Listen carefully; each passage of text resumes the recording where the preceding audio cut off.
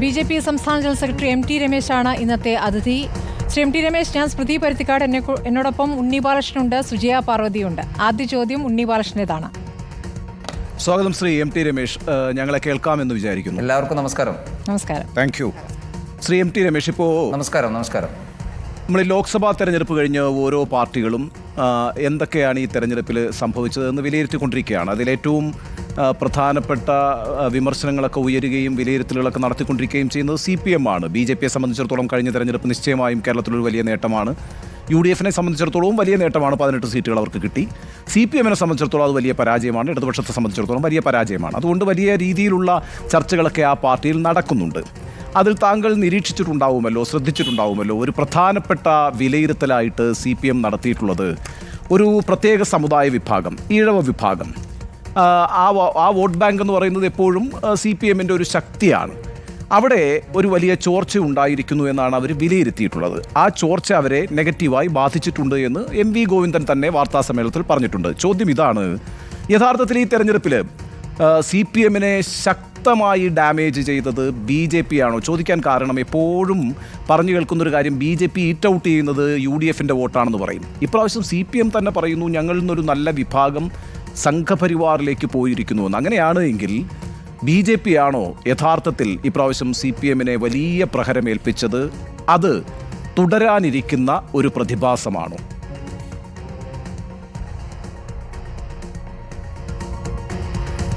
ഈ പ്രാവശ്യം കേരളത്തിൽ ദേശീയ ജനാധിപത്യ സഖ്യം ഉണ്ടാക്കിയിട്ടുള്ള വലിയ മുന്നേറ്റത്തിൽ സ്വാഭാവികമായിട്ടും വലിയൊരളവോളം CPMൻ്റെ പരമ്പരാഗത വോട്ടുകളെ സ്വാധീനിക്കാൻ ഞങ്ങൾക്ക് സാധിച്ചു എന്നുള്ളതൊരു വസ്തുതയാണ്.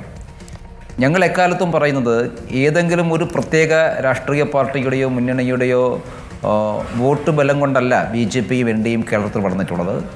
ഞങ്ങൾക്ക് ഓരോ തെരഞ്ഞെടുപ്പിലും കേരളത്തിലെ പ്രബലമായിട്ടുള്ള 2 പാർട്ടികളെയും 2 മുന്നണികളെയും അസ്വസ്ഥരായിട്ടുള്ള അവരുടെ വോട്ടർമാരെ സ്വാധീനിക്കാൻ ഞങ്ങൾക്ക് സാധിച്ചിട്ടുണ്ട്.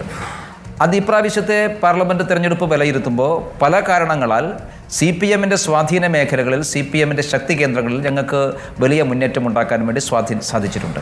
അത് പ്രത്യേകിച്ചും CPMൻ്റെ പരമ്പരാഗതമായിട്ടുള്ള ജനവിഭാഗങ്ങൾ. ഇപ്പോൾ ഉണ്ണി ഒരു പ്രത്യേക ജനവിഭാഗത്തെക്കുറിച്ച് സൂചിപ്പിച്ചു. പൊതുവെ കേരളത്തിൽ CPMൻ്റെ പാർട്ടി പ്രവർത്തകന്മാരും അനുഭാവികളും എന്ന് പറയുന്നത് മഹാഭൂരിപക്ഷം വരുന്ന ഭൂരിപക്ഷ സമൂഹത്തിൽപ്പെട്ടവരാണ്. ആ ഭൂരിപക്ഷ സമൂഹത്തിൽപ്പെട്ടവരോട്, ഭൂരിപക്ഷ സമൂഹത്തിൽ വിശ്വസിക്കുന്ന ജനവിഭാഗത്തോട് CPM നീതി പുലർത്തിയിട്ടില്ല എന്നത് പല സന്ദർഭങ്ങളിൽ നമ്മൾ പല രീതിയിലായി പറഞ്ഞിട്ടുള്ളതാണ്. പ്രത്യേകിച്ചും ഈ പ്രാവശ്യം പാർലമെൻറ്റ് തിരഞ്ഞെടുപ്പ് വന്നപ്പോൾ വലിയ തോതിലുള്ള ന്യൂനപക്ഷ പ്രീണനത്തിന് വേണ്ടി CPM മുന്നിട്ടിറങ്ങി. ഈ തെരഞ്ഞെടുപ്പിൽ റിലവൻ്റ് അല്ലാത്ത നിരവധി വിഷയങ്ങൾ, വസ്തുതാവിരുദ്ധമായിട്ടുള്ള കാര്യങ്ങൾ, കേരളത്തിലെ സംഘടിത മുസ്ലിം മതവിഭാഗത്തിൻ്റെ വോട്ടിൽ സ്വാധീനിക്കാൻ സാധിക്കുമെന്നുള്ള ഒരു വിശ്വാസമായിരിക്കാം CPMനെ അങ്ങനെ പ്രേരിപ്പിച്ചിട്ടുള്ളത്. അങ്ങനെ ഒരു വലിയ പ്രചരണം CPM ഏറ്റെടുത്ത് നടത്തിയപ്പോൾ ഞാൻ തെരഞ്ഞെടുപ്പിന് മുമ്പ് പറഞ്ഞിരുന്നു അതിനൊരു കൗണ്ടർ എഫക്റ്റ് ഉണ്ടാകും. ആ കൗണ്ടർ എഫക്റ്റ് എന്ന് പറയുന്നത് CPMൻ്റെ പരമ്പരാഗതമായിട്ടുള്ള അവരുടെ സ്വാധീന വിഭാഗം, ആ വിഭാഗത്തിൻ്റെ മനസ്സിലുണ്ടായിട്ടുള്ള അസ്വസ്ഥതയാണ്. ആ വിഭാഗത്തിൻ്റെ മനസ്സിൽ CPMനോടുള്ള അതൃപ്തിയാണ്. ആ അതൃപ്തിയും അസ്വസ്ഥതയും ഈ പ്രാവശ്യം BJPക്ക് പ്രയോജനപ്പെടുത്താൻ വേണ്ടി സാധിച്ചു. അതുകൊണ്ടാണ്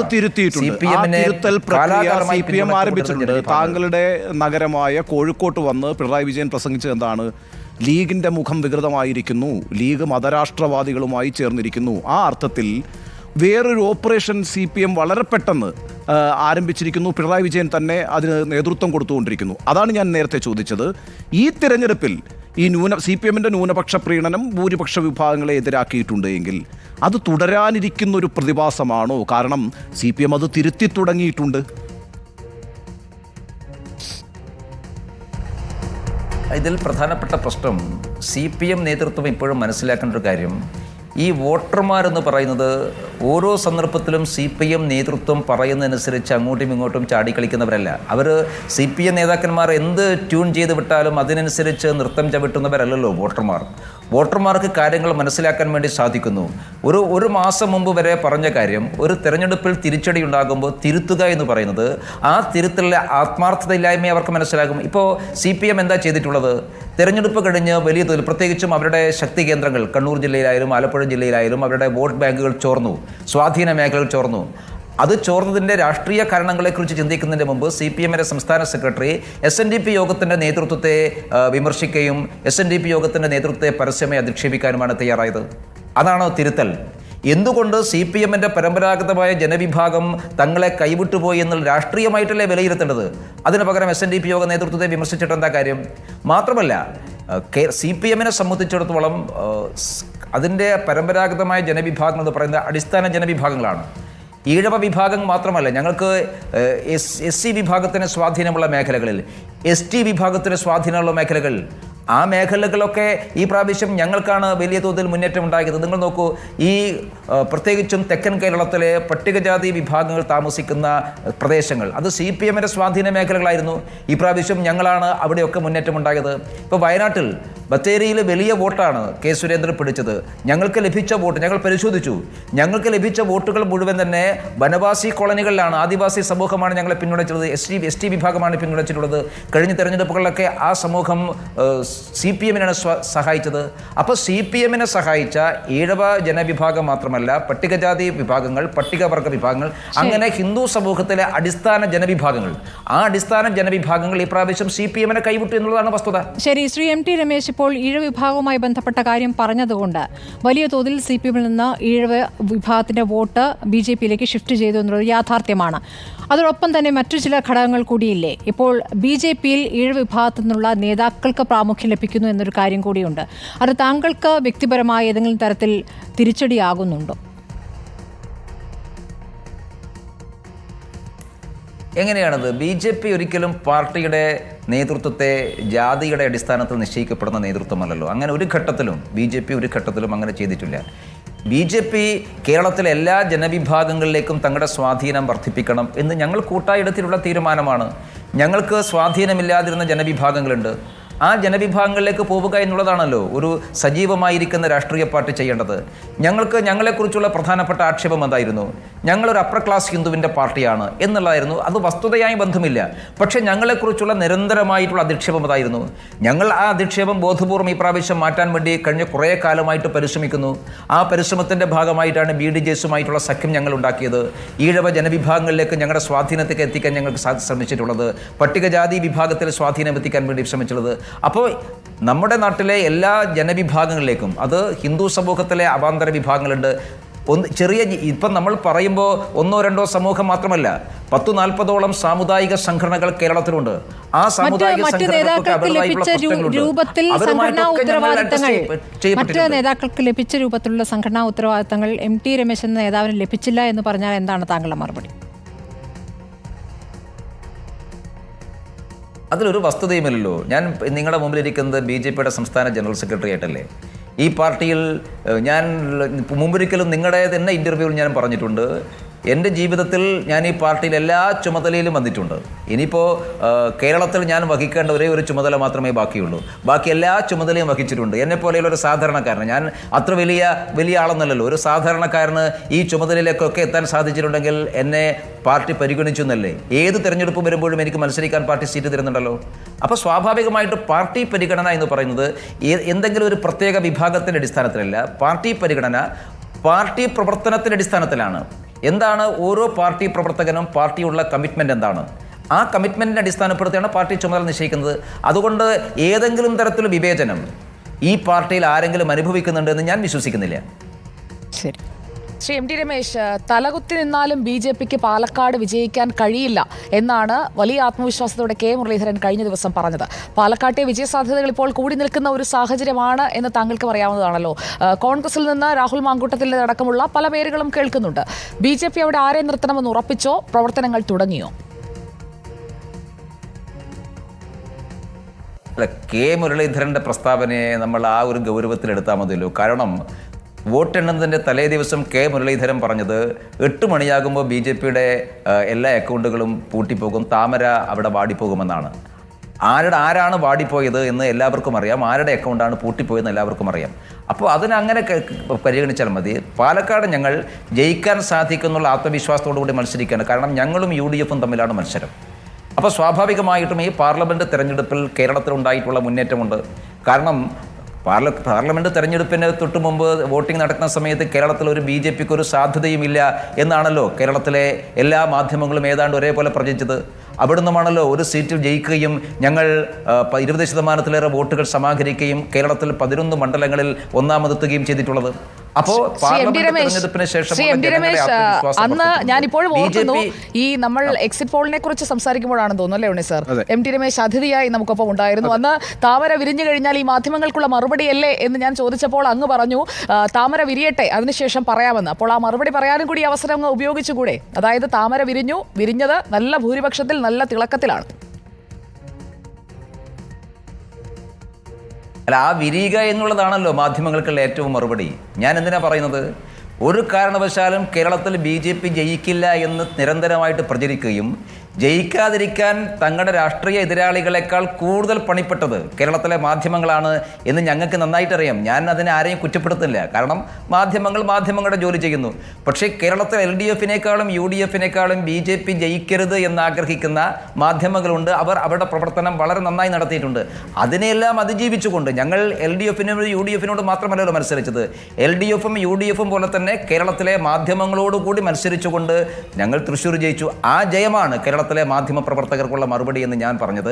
ഇപ്പോൾ അല്ലാതെ എൻ്റെ മറുപടി എന്നുള്ള നിലക്ക് മാത്രമല്ല, പാലക്കാട്ടും ഞാൻ ആവർത്തിക്കുന്നു, പാലക്കാട്ട് BJPയും UDFും തമ്മിലാണ് മത്സരം. ഞങ്ങളെ തോൽപ്പിക്കാൻ LDF പഠിച്ചപടി 18 നോക്കുമെന്ന് ഞങ്ങൾക്ക് നന്നായിട്ടറിയാം. അതുകൊണ്ട് അത് ഞങ്ങൾ മുൻകൂട്ടി കാണുന്നുണ്ട്.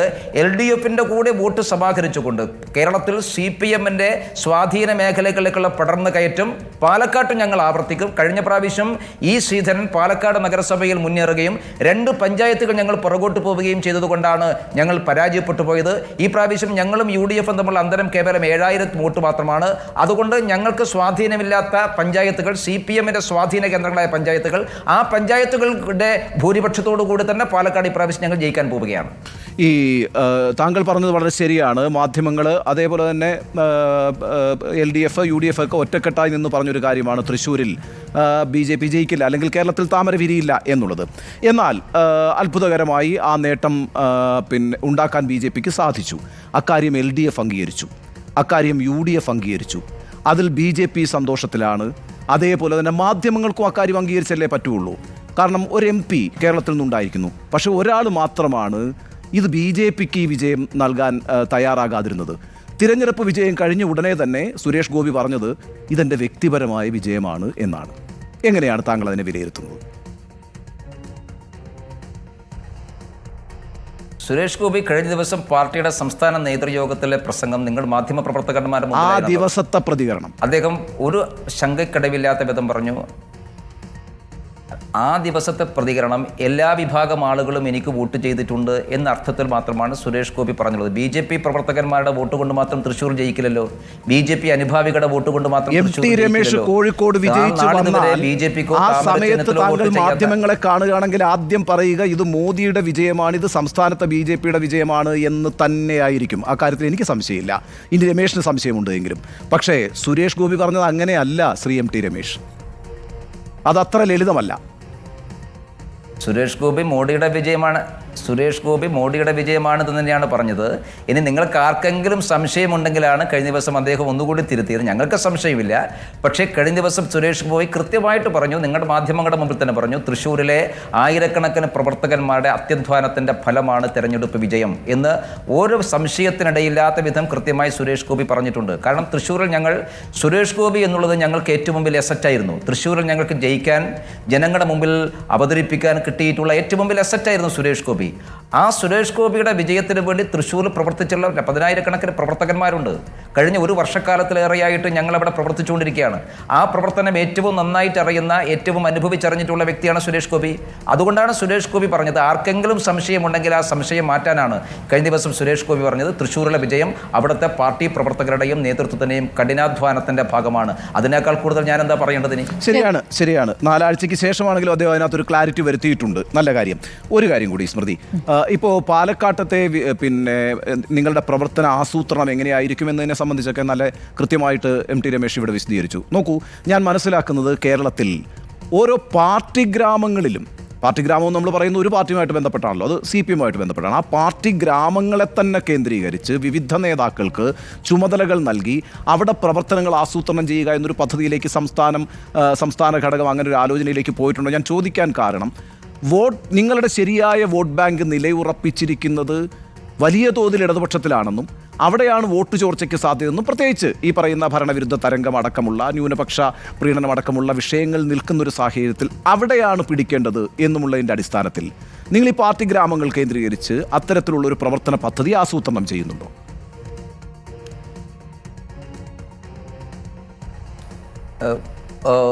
ഉണ്ട്. കേരളത്തിൽ ഞങ്ങൾ സാധാരണ അനുഭവിച്ചു കൊണ്ടിരുന്നൊരു പ്രധാനപ്പെട്ട പ്രശ്നം, ഞങ്ങളൊരു മൂന്നാമത്തെ പാർട്ടിയാണല്ലോ.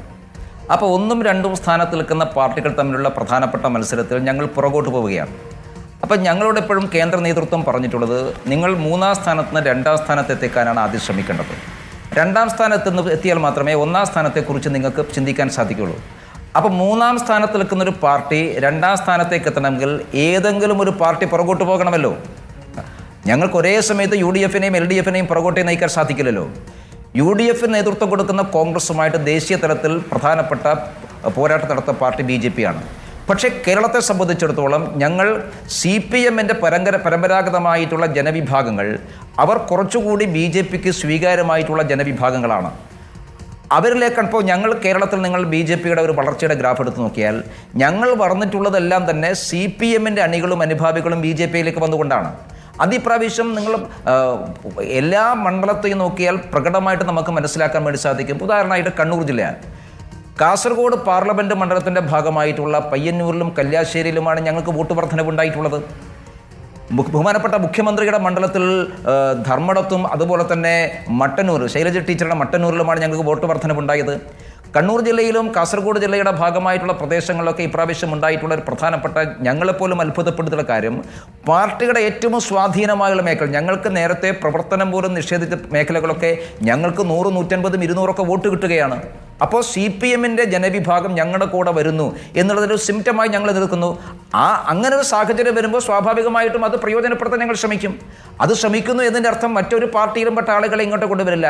ഒരു ഭാഗത്ത് കോൺഗ്രസിൻ്റെ നേതാക്കന്മാർ BJP-യിലേക്ക് വരുമ്പോൾ CPM-ൻ്റെ സാധാരണ പ്രവർത്തകന്മാർ BJP-യിലേക്ക് വരുന്നു എന്നുള്ളതാണ് ഈ കഴിഞ്ഞ കാലങ്ങളൊക്കെ വന്നിട്ടുള്ളത്. അതിൻ്റെ ഒരു തുടർച്ചയാണ് പാർലമെൻറ്റ് തിരഞ്ഞെടുപ്പിലുണ്ടായത്. അത് മുമ്പോട്ട് കൊണ്ടുപോകാനാണ് ഞങ്ങൾ ആഗ്രഹിക്കുന്നത്. പ്രത്യേകിച്ചും CPM-ന് പ്രത്യയശാസ്ത്രപരമായി വന്നിട്ടുള്ള, രാഷ്ട്രീയമായി വന്നിട്ടുള്ള വലിയ ഒരു പതർച്ചയുണ്ട്, ഇടർച്ചയുണ്ട്. അത് സ്വാഭാവികമായിട്ടും പ്രയോജനപ്പെടുത്താൻ BJP പരിശ്രമിക്കും. ശരി, ശ്രീ MT രമേശ്, നിങ്ങളുടെ പ്രധാനപ്പെട്ട കരുത്തുറ്റ വനിതാ നേതാവാണ് ശോഭാ സുരേന്ദ്രൻ. അവർ ആ കരുത്ത് ഇത്തവണ ആലപ്പുഴയിൽ തെളിയിക്കുകയും ചെയ്തതാണ്. ശോഭാ സുരേന്ദ്രൻ കോർ കമ്മിറ്റിയിലേക്ക് മടങ്ങി വരുമോ? അവരെ ഇനി ഒതുക്കാൻ പാടുണ്ടോ പാർട്ടി? അല്ല, അതൊരു നിങ്ങൾ ബോധപൂർവം ചോദിക്കുന്ന ചോദ്യമാണ്. ഇനി ഒതുക്കാൻ പാടുണ്ടോ എന്ന് ചോദിച്ചാൽ ഇതുവരെ ഒതുക്കിയെന്നല്ലേ സ്മൃതി അതിൻ്റെ അർത്ഥം? അങ്ങനെ ചോദിച്ചാൽ അതൊരു കുഴപ്പിക്കുന്ന ചോദ്യമാണ്. ഞാൻ മനസ്സിലാക്കുന്നത് ശോഭാ സുരേന്ദ്രനെ പാർട്ടി എവിടെയും ഒതുക്കിയിട്ടില്ല. ശോഭാ സുരേന്ദ്രൻ ഈ പാർട്ടിയുടെ ഭാഗമാണല്ലോ. അവർ പാർട്ടിയുടെ സംസ്ഥാന വൈസ് പ്രസിഡന്റാണ്. കോർ ഗ്രൂപ്പിൽ അവർ വരണമെന്നാണ് ഞങ്ങളുടെ എല്ലാവരുടെയും ആഗ്രഹം. പക്ഷേ അത് തീരുമാനിക്കുന്നത് പാർട്ടി നേതൃത്വമാണ്. കേരളത്തിലെ പാർട്ടി നേതൃത്വമല്ല ആ കാര്യം തീരുമാനിക്കുന്നത്. കേന്ദ്ര നേതൃത്വം തീരുമാനിച്ചാൽ ഞങ്ങൾക്ക് എല്ലാവർക്കും സന്തോഷമുള്ള കാര്യമേ ഉള്ളൂ. പക്ഷേ ശോഭാ സുരേന്ദ്രൻ ഈ തെരഞ്ഞെടുപ്പോടെ കൂടി ഒരു കാര്യം നമുക്ക് കേരളത്തിൽ ബോധ്യപ്പെട്ടിട്ടുള്ളത്, കേരളത്തിൽ സംഘടിതമായിട്ടുള്ള നീക്കങ്ങൾ ഉണ്ടാകുമ്പോഴും അതിനെയെല്ലാം അതിജീവിച്ചുകൊണ്ട് തെരഞ്ഞെടുപ്പ് പ്രവർത്തനത്തിലും പ്രചരണത്തിലും തൻ്റെ മേധാവിത്വം പുലർത്താൻ സാധിക്കുന്ന അപൂർവം വനിതാ നേതാക്കന്മാർ മാത്രമേ കേരളത്തിലുള്ളൂ. എല്ലാ രാഷ്ട്രീയ പാർട്ടികളും നോക്കിക്കഴിഞ്ഞാൽ അത്യപൂർവമായിട്ടുള്ള വനിതാ നേതാക്കളേ ഉള്ളൂ. ആ ഗണത്തിലേക്ക് ശോഭാ സുരേന്ദ്രൻ എത്തിപ്പെടുന്നു എന്നുള്ളത് ഞങ്ങൾക്ക് ഏവർക്കും സന്തോഷമുള്ള കാര്യമാണ്. പ്രത്യേകിച്ച് വ്യക്തിപരമായി എനിക്ക് നല്ല സന്തോഷമുള്ള കാര്യമാണ്. കാരണം എൻ്റെ സഹപ്രവർത്തകയായി യുവമോർച്ചയിൽ പ്രവർത്തനം ആരംഭിച്ച ഒരു വനിതാ നേതാവാണ്. അതുകൊണ്ട് ഞാൻ വ്യക്തിപരമായി വളരെ സന്തോഷമാണ്. കേരളത്തിൽ എല്ലാ BJP പ്രവർത്തകന്മാർക്കും നേതാക്കന്മാർക്കും ആ കാര്യത്തിൽ സന്തോഷം മാത്രമേ ഉള്ളൂ. അത്ര വലിയ മുന്നേറ്റമാണ് ആലപ്പുഴയിൽ ഈ പ്രാവശ്യം ശോഭാ സുരേന്ദ്രൻ നടത്തിയത്. ശരി, MT രമേശ്, ഇപ്പോൾ ഈ തൃശ്ശൂരിൽ ക്രൈസ്തവ വോട്ട് ലഭിച്ചു എന്നുള്ളൊരു നേട്ടമായി നിങ്ങൾ ആവർത്തിച്ച് പറയുന്നുണ്ടല്ലോ. പക്ഷേ BJP സംസ്ഥാന പ്രസിഡന്റ് K. സുരേന്ദ്രനെതിരെ KCBC-യുടെ വിമർശനമുണ്ട്. ക്രൈസ്തവർക്കിടയിൽ ഭിന്നിപ്പ് സൃഷ്ടിക്കാൻ ശ്രമിക്കുന്ന രാഷ്ട്രീയ തന്ത്രം അപലപനീയമാണെന്ന് KCBC ഐക്യ ജാഗ്രതാ കമ്മീഷൻ വ്യക്തമാക്കുന്നു. കേരളത്തിൽ ചുവടുറപ്പിക്കാൻ ക്രൈസ്തവ സമൂഹത്തിൽ അഭിപ്രായ ഭിന്നതയുണ്ടെന്ന് സ്ഥാപിക്കാൻ ശ്രമിക്കുകയും ഭിന്നിപ്പുണ്ടാക്കാൻ കരുക്കൾ നീക്കുകയും ചെയ്യുന്ന ചില രാഷ്ട്രീയ നേതാക്കളുടെ നീക്കം അപലപനീയമാണെന്ന് എന്ന് KCBC പറയുകയാണ്. എന്താണ് KCBC-യോട് പറയാനുള്ളത്? ഞങ്ങൾ ഒരു വിഭാഗത്തെയും ഭിന്നിപ്പിക്കാൻ വേണ്ടി ശ്രമിക്കുന്നില്ലല്ലോ. ഞങ്ങൾ എല്ലാവരെയും യോജിപ്പിക്കാനും ചേർത്ത് നിർത്താനും പരിശ്രമിക്കുന്നവരാണ്. ആ പരിശ്രമം കുറേ കാലമായി ഞങ്ങൾ നടത്തിക്കൊണ്ടിരിക്കുകയാണ്. ഇപ്പോൾ എന്തെല്ലാം വിമർശനങ്ങൾ ഞങ്ങൾക്കെതിരായിട്ട് ക്രൈസ്തവ വിഭാഗത്ത് നിന്ന് വന്നിട്ടുണ്ട്. ചില സന്ദർഭത്തിൽ ഞങ്ങൾക്കെതിരായിട്ടുള്ള അധിക്ഷേപങ്ങൾ ചൊരിഞ്ഞിട്ടുണ്ട്. ഞങ്ങൾ അതിനൊന്നും മറുപടി കൊടുത്തിട്ടില്ലല്ലോ. ഞങ്ങൾ അതിനെ ആ അർത്ഥത്തിൽ കാണുകയും അവരോട് സംസാരിക്കുകയും ചെയ്തിട്ടുള്ളത്. KCBCക്ക് എന്തെങ്കിലും ഞങ്ങളെക്കുറിച്ച് പരാതി ഉണ്ടെങ്കിൽ ആ പരാതി അവരുമായിട്ട് പരിഹരിച്ച് തീർക്കും. ഞങ്ങൾ കേരളത്തിലെ ക്രൈസ്തവ സമൂഹത്തിൽ ഭിന്നിപ്പുണ്ടാക്കാനല്ല, ക്രൈസ്തവ സമൂഹത്തെ BJPയോട് ചേർത്ത് നിർത്താനാണ് ഞങ്ങൾ പരിശ്രമിച്ചുള്ളത്. ഇനിയും പരിശ്രമിക്കുന്നത്. ഞങ്ങൾ പരിശ്രമിച്ചുകൊണ്ടിരിക്കുന്നത് പൂർണ്ണമായിട്ടില്ല. ഇപ്പോൾ തൃശ്ശൂരിൽ ഞങ്ങൾക്ക് സഹായം കിട്ടിയെന്നുള്ള വസ്തുതയാണ്. കാരണം കേരളത്തിലെ ഒരു വോട്ടിങ്ങിൻ്റെ പാറ്റേൺ നിങ്ങൾ നോക്കിക്കഴിഞ്ഞാൽ ക്രിസ്ത്യൻ സമൂഹത്തിന് ഭൂരിപക്ഷമുള്ള സ്ഥലത്തൊക്കെ BJPക്കും സുരേഷ് ഗോപിക്കുമാണ് വോട്ട് വർധനവുണ്ടായിട്ടുള്ളത്. അപ്പോൾ അതിൻ്റെ അർത്ഥം വളരെ വ്യക്തമാണല്ലോ. ക്രിസ്ത്യൻ സമൂഹം ഉദാഹരണമായിട്ട് ഒല്ലൂർ മണ്ഡലം പോലുള്ള മണ്ഡലങ്ങൾ, ഇരിങ്ങാലക്കുട മണ്ഡലം പോലെയുള്ള മണ്ഡലങ്ങൾ, ആ മണ്ഡലങ്ങളിലൊക്കെ 10,000-ലേറെ വോട്ടിന് സുരേഷ് ഗോപി മുന്നിട്ട് നിൽക്കുന്നു എന്ന് പറഞ്ഞാൽ ഞങ്ങൾക്ക് ക്രിസ്ത്യൻ സമൂഹത്തിൻ്റെ വോട്ട് കിട്ടിയെന്നാണല്ലോ മനസ്സിലാക്കേണ്ടത്. അതുപോലെ തന്നെയാണ് ഇപ്പോൾ തിരുവനന്തപുരം ജില്ലയിൽ ഞങ്ങൾക്ക് ക്രിസ്ത്യൻ സമൂഹത്തിൻ്റെ വോട്ട് കിട്ടിയിട്ടുണ്ട്. ഞങ്ങൾ ആഗ്രഹിച്ച രീതിയിൽ കിട്ടിയിരുന്നെങ്കിൽ തിരുവനന്തപുരത്തും ജയിക്കുമായിരുന്നു, ആറ്റിങ്ങലും ജയിക്കുമായിരുന്നു. അപ്പോൾ അവിടെ ചില പ്രശ്നങ്ങളുണ്ട്.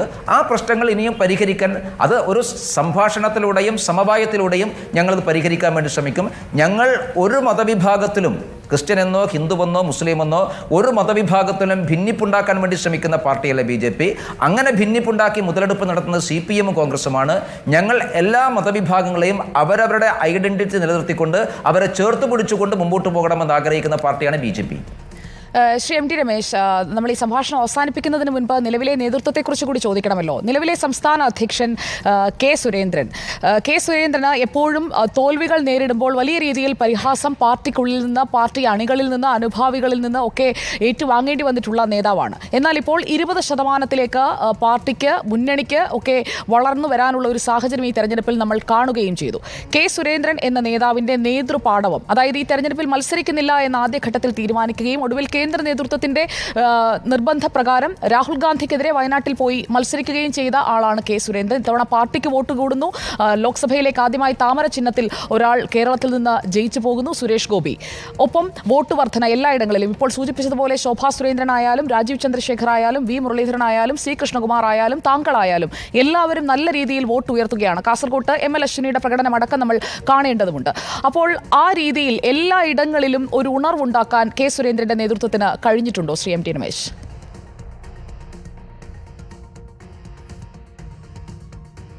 കേരളത്തിൽ ഞങ്ങൾക്കൊരു തെരഞ്ഞെടുപ്പ് തോൽവി ഉണ്ടായപ്പോൾ, പ്രത്യേകിച്ചും 2021 നിയമസഭാ തെരഞ്ഞെടുപ്പിൽ ഞങ്ങൾക്കൊരു വലിയ സെറ്റ് ബാക്ക് ഉണ്ടായപ്പോൾ അതിന് കെ സുരേന്ദ്രനാണ് കാരണക്കാരൻ എന്ന് പറഞ്ഞുകൊണ്ട് വലിയ വിമർശനം വന്ന സമയത്തും നിങ്ങളുടെ ഈ പ്ലാറ്റ്ഫോമിൽ ഞാൻ പറഞ്ഞിട്ടുള്ളതാണ്, BJP ഏതെങ്കിലും ഒരു വ്യക്തിയെ മാത്രം കേന്ദ്രീകരിച്ചുകൊണ്ട് പ്രവർത്തിക്കുന്ന പാർട്ടിയല്ല. പരാജയമുണ്ടാകുമ്പോൾ കൂട്ടായ പരാജയമാണ്, വിജയമുണ്ടാകുമ്പോൾ കൂട്ടായിട്ടുള്ള വിജയമാണ്. അതുകൊണ്ട് കെ സുരേന്ദ്രൻ്റെ നേതൃത്വം നേരത്തെ പരാജയപ്പെട്ടു പോയപ്പോൾ അന്ന് മാർക്ക് കുറവാണ്, ഇപ്പോൾ ജയിച്ചപ്പോൾ മാർക്ക് കുറവാണ്. നമ്മൾ ഒരാൾക്ക് മാർക്കിടുന്നത് പരാജയമുണ്ടാകുന്ന സമയത്തും ആ പരാജയത്തിൻ്റെ നേതൃത്വം ഏറ്റെടുക്കുന്ന സമയത്താണ് ഒരാൾക്ക് മാർക്കുണ്ടാകുന്നത്. പരാജയത്തിൻ്റെ നേതൃത്വം അന്ന് ഏറ്റെടുക്കാൻ തയ്യാറായിട്ടുള്ള നേതാവാണ് കെ സുരേന്ദ്രൻ പ്രസിഡൻ്റായിരിക്കുന്ന സമയത്ത്. ഇപ്പോൾ സ്വാഭാവികമായിട്ടും വിജയിച്ച് നിൽക്കുന്ന സമയത്ത് ആ വിജയിക്കാൻ ആവശ്യമായൊരു ടീം പ്രവർത്തനത്തിന് നേതൃത്വം കൊടുക്കുന്ന പാർട്ടി സംസ്ഥാന പ്രസിഡന്റ് തന്നെയാണ്. എന്താ സംശയം അക്കാര്യത്തിൽ? അപ്പോൾ വിജയവും പരാജയവും എന്നുള്ളത് ഏതെങ്കിലും വ്യക്തിയെ മാത്രം ആശ്രയിച്ചു കൊണ്ടല്ല എന്നുള്ളതാണ് ഞങ്ങളുടെ വിശ്വാസം. ഞങ്ങൾ വിശ്വസിക്കുന്നത് ഒരു ടീം വർക്കിൻ്റെ ഭാഗമാണ്. ആ ടീമിൻ്റെ ക്യാപ്റ്റൻ മാത്രമാണ് സ്റ്റേറ്റ് പ്രസിഡന്റ് എന്ന് പറഞ്ഞാൽ വൺ എമംഗ് അനദർ എന്ന് പറയാം. നമുക്ക് എല്ലാവരുടെയും കൂടെയുള്ള ഒരാൾ, പക്ഷേ ഒരു സ്റ്റെപ്പ് മുമ്പിലാണ്. എല്ലാവരുടേക്കാൾ മുമ്പിൽ ഒരു സ്റ്റെപ്പ് മുകളിൽ നിൽക്കുന്ന, എല്ലാവർക്കും നേതൃത്വം കൊടുക്കുന്ന ഒരു ടീമിൻ്റെ ക്യാപ്റ്റനാണ്. അപ്പോൾ സ്വാഭാവികമായും ഒരു ടീം വിജയിക്കുമ്പോൾ ഒരു ടീം ക്യാപ്റ്റനെ എങ്ങനെയാണോ നമ്മൾ മാർക്കിടുന്നത്, ആ മാർക്ക് ഇപ്രാവശ്യം കെ സുരേന്ദ്രൻ ഉണ്ട് എന്ന് തന്നെയാണ് എൻ്റെ അഭിപ്രായം. കെ സുരേന്ദ്രൻ തുടരണോ അതോ ഒരു നേതൃമാറ്റം വേണോ പാർട്ടിയിൽ, തുറന്നു ചോദിച്ചാൽ? ഒന്ന്, ഇപ്പോൾ BJPയുടെ സംസ്ഥാന അധ്യക്ഷ പദവിയിലേക്ക് ഒരു മാറ്റമൊന്നും ആരും പാർട്ടി ആലോചിക്കുന്നുമില്ല. കാരണം ഒരു പാർട്ടിയെ സംബന്ധിച്ചിടത്തോളം പാർട്ടി നേതൃത്വം മാറുന്നത് ഒരു പ്രോസസ്സിൻ്റെ ഭാഗമാണ്. BJPയുടെ നിലവിലുള്ള നേതൃത്വത്തിന് ഡിസംബർ മാസം വരെയും കാലാവധിയുണ്ട് എന്ന് പറഞ്ഞാൽ സ്വാഭാവികമായിട്ടും അതുവരെ കേരളത്തിലോ ഏതെങ്കിലും പ്രദേശത്തോ നേതൃമാറ്റത്തിൻ്റെ ആവശ്യമില്ല. പാർട്ടി കേന്ദ്ര നേതൃത്വം തീരുമാനിക്കുന്ന ഒരു പ്രോസസ്സുണ്ട്. ആ പ്രോസസ്സിൻ്റെ ഭാഗമായിട്ട് പുതിയ നേതൃത്വങ്ങൾ ബൂത്ത് തലം മുതൽ അഖിലേന്ത്യാ അധ്യക്ഷൻ വരെയുള്ള ചുമതലക്കാർക്ക് പുതിയ നേതൃത്വം ഉണ്ടാകും. കാരണം പാർട്ടി ഭരണഘടന പ്രകാരം സംഘടനാ തെരഞ്ഞെടുപ്പ് നടത്തി ബൂത്ത് പ്രസിഡന്റ് മുതൽ ദേശീയ അധ്യക്ഷനെ വരെ തിരഞ്ഞെടുക്കണം. ആ തെരഞ്ഞെടുപ്പ് പ്രക്രിയ ആരംഭിക്കുമ്പോൾ മാത്രമേ ഞങ്ങൾ അതിനെക്കുറിച്ച് ചിന്തിക്കുകയുള്ളൂ. ഇപ്പോൾ ഏതായാലും അത് ചിന്തിക്കേണ്ട സമയമല്ല. അവസാനമായി ഒറ്റ ചോദ്യം, ചെറിയ അങ്ങനെ വരുമ്പോൾ നമുക്ക് ആലോചിക്കാം. ഒറ്റ ചോദ്യം കൂടി. കൂടി. കെ സുരേന്ദ്രൻ വന്ന ശേഷം ഈ ഗ്രൂപ്പുകളൊക്കെ അവസാനിപ്പിക്കും എന്ന് അദ്ദേഹം പറഞ്ഞിരുന്നു. ഇപ്പോൾ പാർട്ടിയിൽ ഗ്രൂപ്പ് ഇല്ലേ? ഈ കൃഷ്ണദാസ് വിഭാഗം എന്നുള്ളതൊക്കെ ഇല്ലാതായോ?